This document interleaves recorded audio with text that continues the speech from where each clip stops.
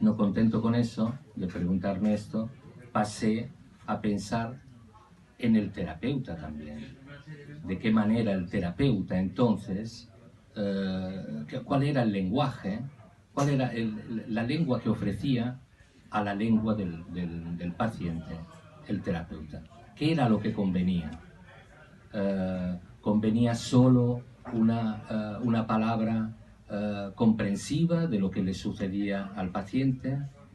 Y poco a poco nos fuimos avanzando en un camino que cada vez era más complejo por un lado y más simple por el otro. Era más complejo porque eran más las preguntas sobre qué era lo que tenía que hacer el terapeuta en la sede terapéutica. Por el otro lado era más simple porque lo que surgía de ahí era algo ya conocido, era algo que en todo diálogo humano ya aparecía.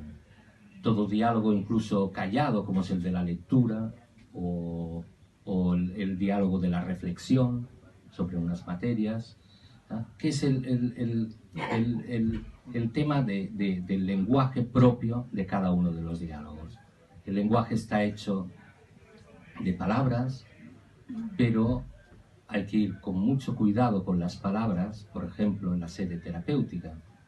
Uno de los enemigos, y aquí es una de los detalles en todo lo que es los artículos que se relacionan con la metáfora, es una crítica a todo literalismo. Es decir, cuando el terapeuta toma al pie de la letra lo que el paciente está contando, le está abandonando y no está ofreciendo la lengua que conviene.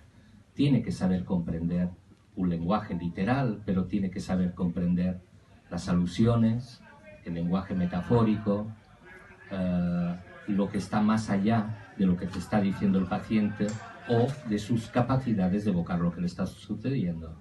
Entonces la metáfora era una gran arma en terapia en manos de un terapeuta capaz de comprender que lo que se le está comentando no puede ser entendido solo y estrictamente desde un lado literal, sino desde un lado metafórico.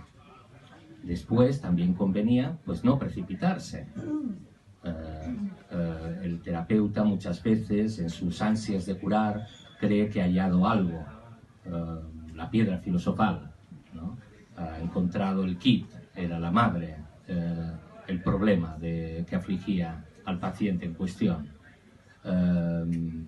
No siempre es así y casi nunca es una sola cosa y menos una madre la causa de todos los males. La causa de todos los males está en la dificultad que tenemos tanto los pacientes como los terapeutas de aguantar el tirón, que es parte de mi lenguaje para hablar de estas cosas. Aguantar el tirón es no precipitarse, recoger significados pero no considerar los últimos significados, sino seguir adelante en una tensión continua sin tratar de llegar al final del camino demasiado pronto. El final del camino es mejor en terapia que lo sitúe el paciente, igual que fue el fundador, que sea él el que por cansancio o porque crea que ya la demanda que ha hecho ya ha llegado a puerto, quede por finalizada la terapia.